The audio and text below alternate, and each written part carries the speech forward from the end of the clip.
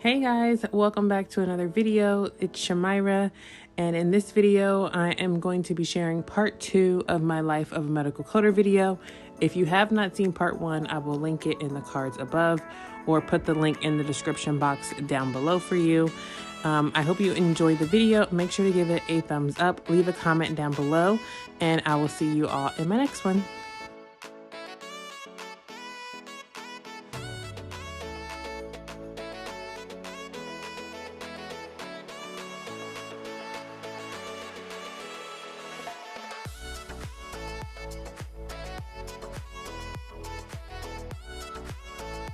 Okay, we're back to what I was doing. So this Geisinger Medicaid plan, I did have to go in to see how they wanted us to bill for these because this is a new plan that just started, I think, on September 1st. So they want the TH modifier on their prenatal visits, and we bill E&Ms to them, kind of like how we billed United Healthcare Community Plan. So because we're billing the E&M, which the provider chose his E&M, and we're billing an NST that I have to review, I'm going to put modifier 25 and modifier TH on his E&M, and then I'm going to review this NST, which is for previous fetal demise. It is reactive.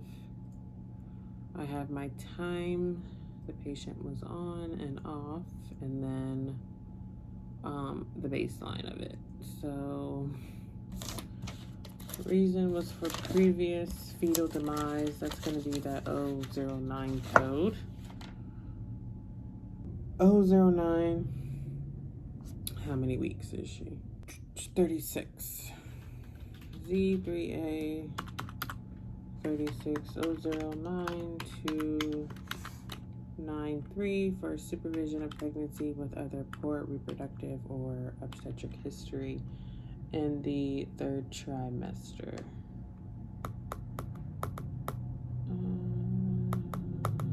Yep. And then I'm going to link those to my NST and go ahead and send this out.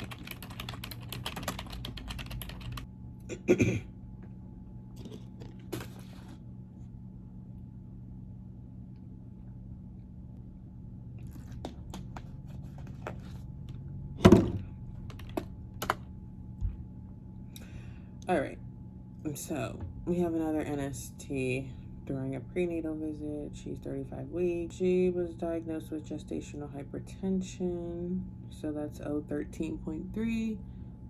She questions this diagnosis, and she's scheduled for a repeat C-section at 37 weeks. Patient desires tubal ligation, planned for complete salpingectomies.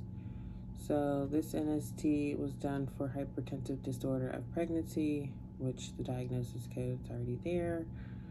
And weeks of gestation was 35 weeks, and that's there as well. So I'm just going to attach the LMP and send this out. Reviewed NST. Already 3 more office charges.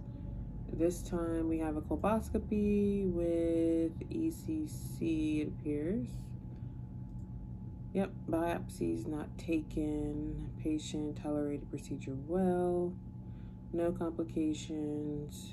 They did do a urine sample, and that was negative for the pregnancy test. So I'm going to link that to their 81025 they had on there. And then pathology, it just says benign endocervical glands. So I will use the diagnosis codes that they have, which is the R87610. I'm going to say reviewed procedure. 2 more to go. I have another NST. This is her 2nd pregnancy. Baby is active. She's noting contractions. NST is reactive. Patient with gestational hypertension. So that 013.3 code. And then let me see how many weeks. 38 weeks. On for 26 minutes. It's reactive. Patient sent to labor and delivery due to labor and gestational hypertension. So let me make sure she didn't deliver on the same day, because if she did, then I don't think we can bill for it. She delivered, yep, on the same day. So I'll just confirm with my coworker. Let me write down her information. 643.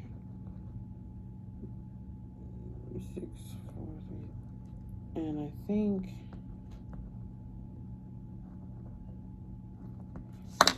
think I might actually have it written down in my little Bible here. Let me see, because we can bill for NST day before delivery if patient seen in the office. We cannot bill for NST when patient is in labor hall for induction.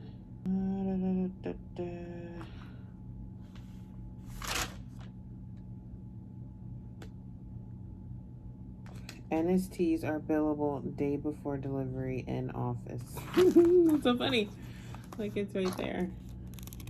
I have it written. NSTs are billable day before delivery in office. So, answered my own question. But I feel like we reviewed something and she said the opposite. I don't know why I'm having this flashback right now.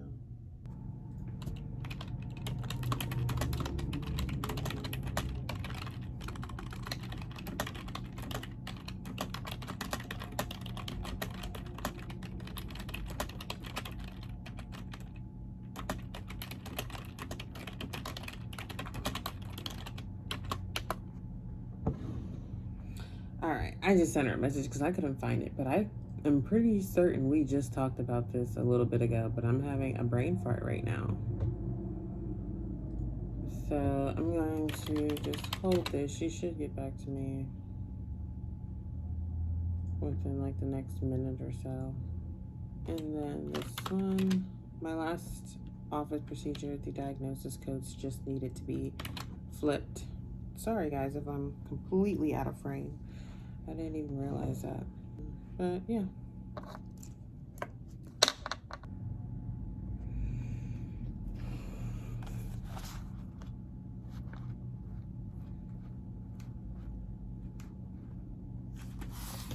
I don't know why I'm second guessing this so much. Okay, so I just got done talking with my coworker about the NST that was done in the office, and then the patient ended up delivering later on that same day. And she said that she would bill for it because it was a different place of service. So I know previously I have written that NSTs are billable the day before delivery in the office. But now I added another note to say NSTs bill in the office same day as long as we don't receive an edit in our system for it, because it's a different place of service. So that was new to me. We talked about it recently, but I completely forgot. And I knew she was saying that she billed for them, but I was like, I don't bill for them. She's like, oh, well, I bill for them. So I'm just going to bill it and then we'll see what happens. My hair is not trying to stay in place. Looks frizzy. Okay, so right now I have a delivery pulled up. This is going to be a C-section. And I'm looking at her initial admission note. So the history and physical. She is post-dates.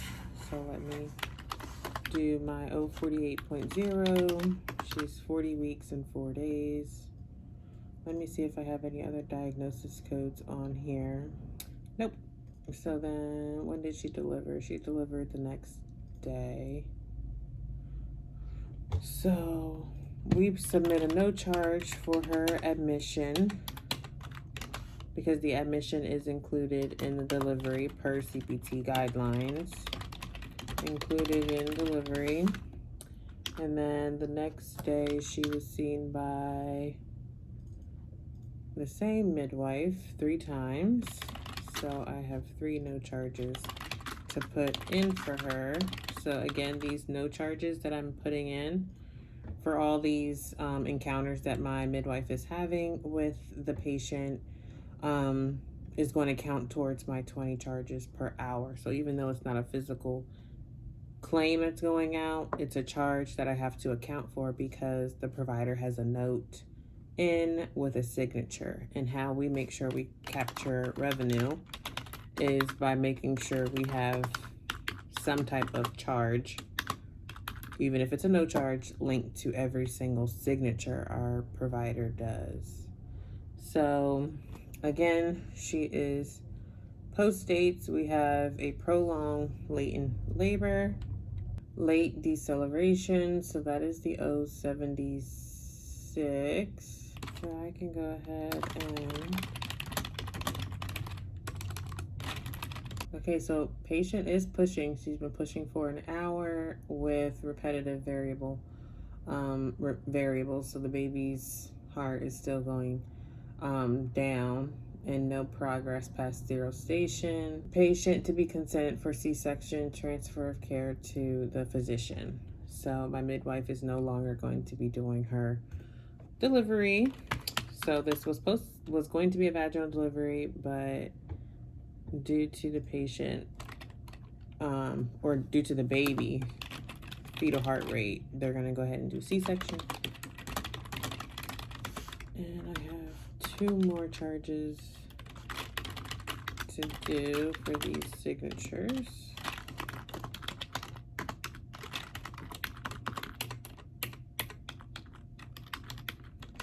And so 076, 0480, Z3840, Z370 for the outcome of the delivery.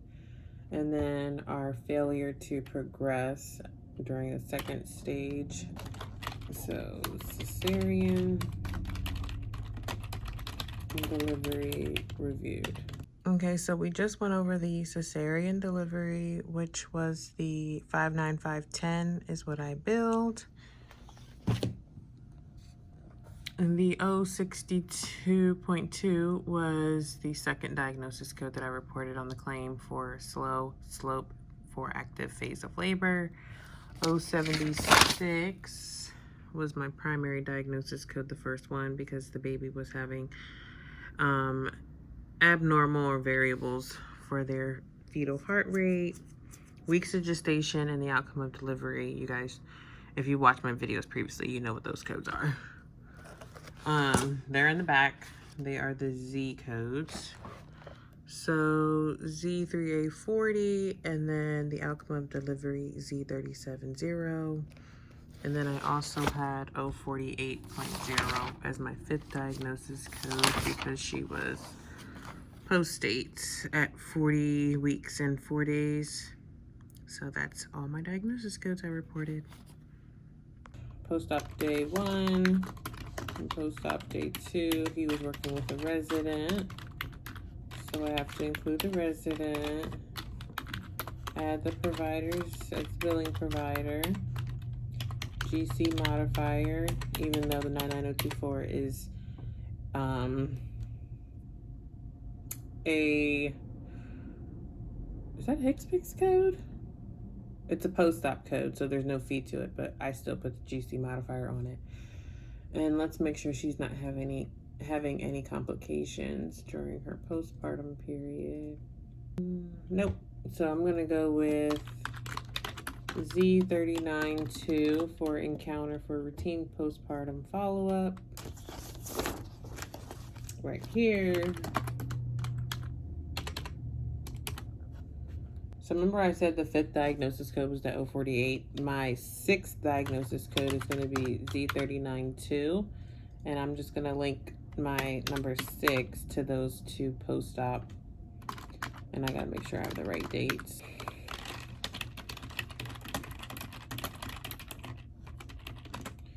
That was probably like, I don't know how many charges, maybe like 12 to 13 charges total in the last 10 minutes or so. So this hour, your girl's gonna hit her quota. All right, now I have a circumcision that I'm looking at for the baby. Actually, it's the baby of the C-section we just did. So I think it's cool how I get neonatology charges and OB charges.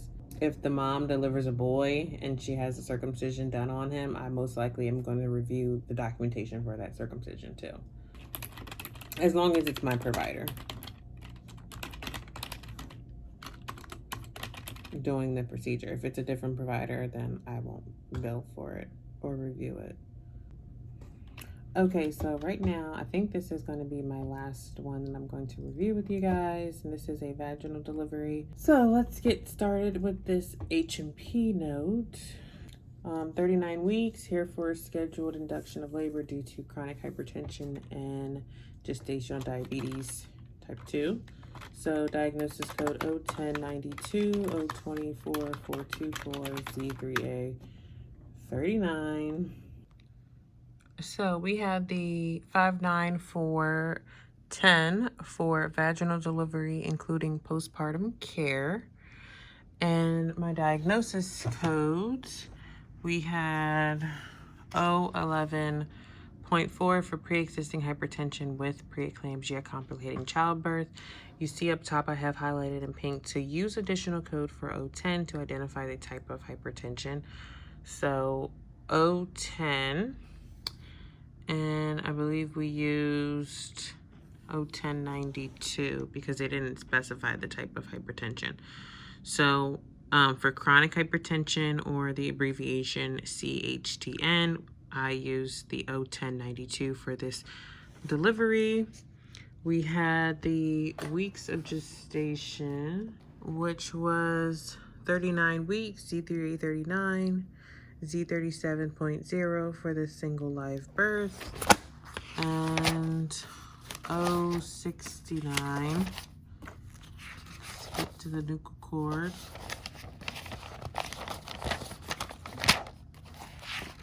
069.81 for just a regular cord around the neck without compression because it's loose. If it were tight, I would be looking up top here at the 069.1 with compression. So you see I have written there tight. So yeah, that is it. I hope you guys enjoyed the video, and I'll see you all in my next one. Bye.